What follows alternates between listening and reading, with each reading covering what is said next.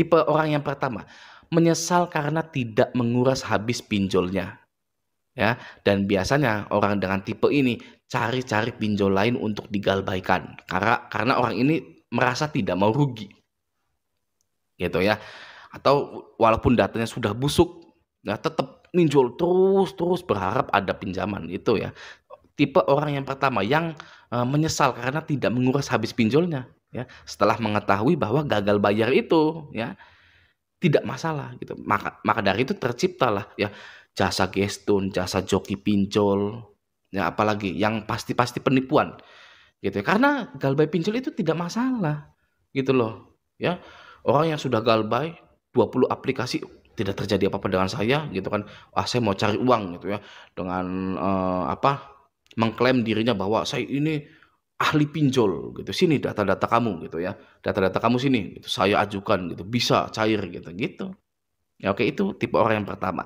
Tipe orang yang kedua yang paling mengenaskan, yang paling menyedihkan, sedih sebenarnya ya. Yang menyesal setelah jual hartanya untuk bayar pinjol, endingnya tetap saja galbay. Ya, sudah jual harta untuk bayar pinjol, mempertahankan pinjol, ambil lagi, endingnya tetap galbay. Ya, setelah galbay, ya beberapa bulan kemudian dia sadar nggak terjadi apa-apa. Makanya jadinya bengong, ya, sering bengong orang yang sudah jual harta, ya, sudah berpisah dengan pasangannya gitu, sering bengong, ya. Kenapa saya dulu jual harta saya? Kenapa saya dulu ya bercerai? Kenapa saya dulu berani malu ke teman saya pinjam uang sampai berantem karena nggak dikasih? Gitu ya. Ada lagi, kenapa saya dulu dalam kepanikan saya melepas harta saya, menggadaikan sertifikat rumah saya. Seperti itu ya. Ya, ya memang ya pinjol itu memang tidak ada kebaikan di dalamnya gitu ya. Pasti ujung-ujungnya gitu, ujung-ujungnya itu menyengsarakan.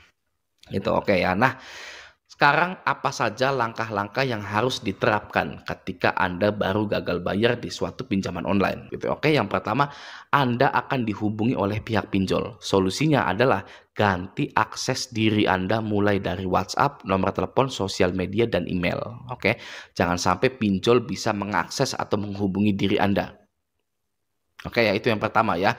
Anda akan dihubungi oleh pinjol, solusinya adalah ganti semua akses ke diri Anda, mulai dari WhatsApp, telepon, ya, sosial media. Oke, boleh nggak Bang ganti nomor HP ketika galbay? Boleh, ya. Tidak ada aturannya di OJK seorang nasabah tidak boleh mengganti nomor teleponnya, ya. Jadi boleh. Oke, itu yang pertama. Yang kedua, kontak darurat atau kondar yang Anda masukkan di saat diri Anda mendaftarkan di pinjol itu juga akan dihubungi. Solusinya, Anda jujur ke kontak darurat itu, ya. Kalau misalkan itu teman kantor, ya Anda harus jujur ya bahwa Anda minjol dan minta tolong ke mereka untuk bilang tidak kenal sama sekali dengan Anda, titik.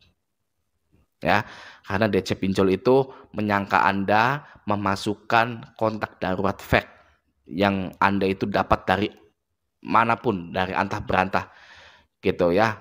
Karena ketika kondar ini jujur ya, kondar ini polos gitu ya, mengatakan oh iya ya nanti akan saya bantu ya sambungkan, pasti akan selalu diteror dan mengganggu dan bisa memecah belah ya pertemanan Anda gitu ya. Maka dari itu Anda jujur ya kepada kontak darurat Anda, lalu Anda minta tolong untuk bilang kepada siapapun yang menanyakan saya, bilang tidak kenal agar DC pinjol itu tidak lagi menghubungi dirinya kondar itu gitu ya. Oke, itu yang kedua. Yang ketiga, bahasa penagihan dari DC pinjol ke Anda dan ke kontak darurat Anda itu bisa tidak sopan, mengancam, kasar, dan lain-lain gitu ya. Kalau kita mau melaporkan itu bisa, tapi capek, nggak usah lah. Ya, ngapain? Hal sepele. Ya, hal sepele seperti itu. Percaya saya, itu adalah hal sepele. Bahasa-bahasa kasar gitu ya. Caranya, solusinya Anda abaikan. Atau ya, kalau Anda sudah ganti nomor, Anda tidak akan menerima penagihan dari pinjol itu. Gitu ya. Misalkan Anda sayang dengan nomor Anda, ya sudah abaikan. Ya, Anda mau mempertahankan nomor Anda yang sudah Anda pakai ya 45 tahun itu. Ya kan ya. Ya sudah abaikan. Oke ya, atau Anda ganti nomor, ya sudah Anda tidak menerima penagihan itu. Oke. Yang keempat, ratusan WhatsApp, telepon, SMS penagihan akan dikirimkan ke WhatsApp Anda dan kontak darurat Anda. Ya, sehari bisa ratusan. Ya. Lagi-lagi ya, kalau Anda sudah ganti nomor, Anda akan terhindar dari itu semua gitu. Dan kalau kondar bilang tidak kenal. Oke, itu yang keempat. Yang kelima, WhatsApp Anda dan HP Anda bisa error atau lemot karena Anda dikerjai oleh DC-DC pinjol dengan cara mengirimkan pesan-pesan santet ke WhatsApp Anda yang mengakibatkan HP Anda error. Bagi yang belum tahu, ya, saya pernah ya tahun 2019-an apa 2020 gitu ya.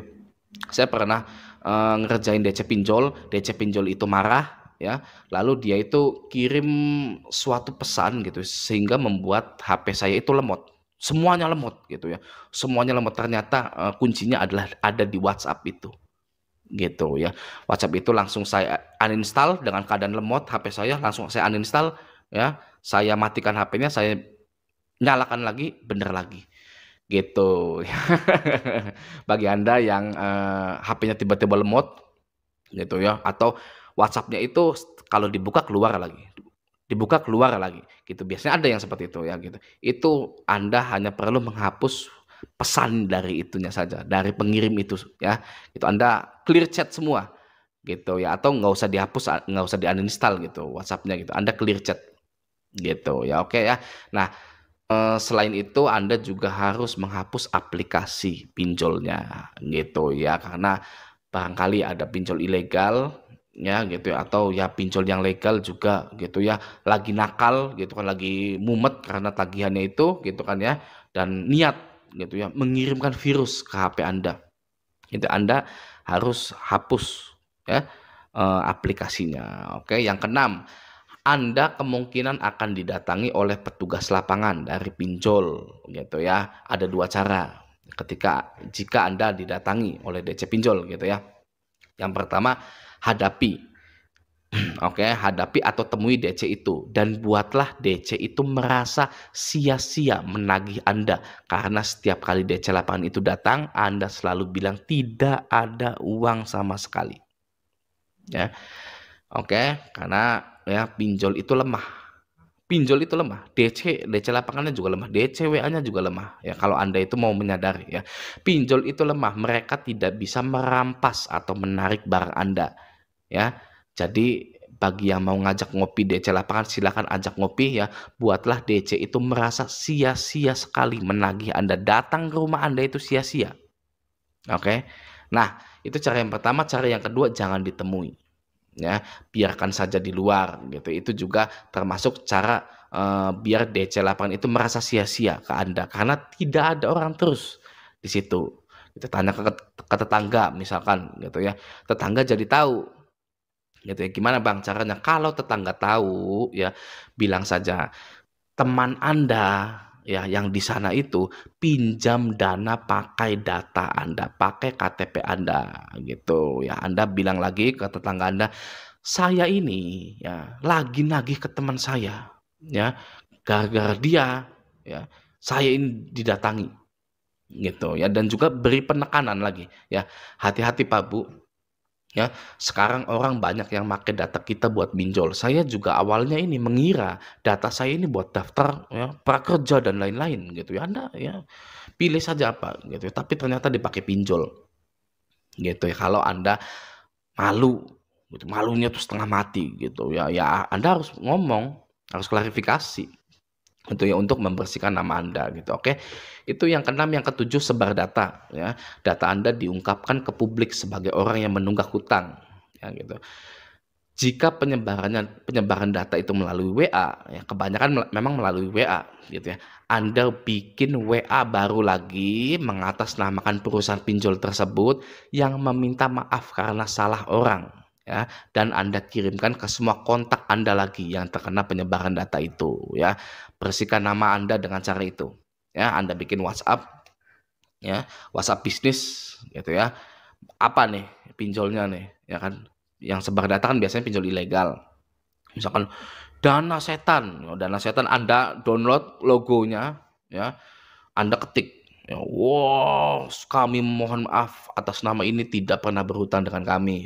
Gitu ya. Itu cara membersihkan nama Anda. Gitu ya. Nah, resiko yang kedelapan yang terakhir, jika Anda gagal bayar selama 90 hari lebih, nama Anda akan jelek di Slick OJK atau di BI Checking gitu ya. Sehingga Anda tidak bisa kredit-kredit dimanapun. Oke, saya nggak usah bahas ini ya terlalu lama karena ya udah gitu ya. Slick OJK Anda jelek, kita tidak bisa mengakali yang namanya sistem gitu ya. Ini itu sistem. Slick OJK atau BI Checking itu sistem gitu ya. Ya sudah, ya kita terima. Slick OJK Anda, slick OJK kita jelek gitu ya. Artinya Anda kerja yang giat, cari uang yang banyak. Oke, bukan cari hutang-hutangan lagi. Oke ya, gitu ya. Oke ya. Nah, segitu dulu video kali ini. Semoga bermanfaat. Sampai jumpa di video selanjutnya.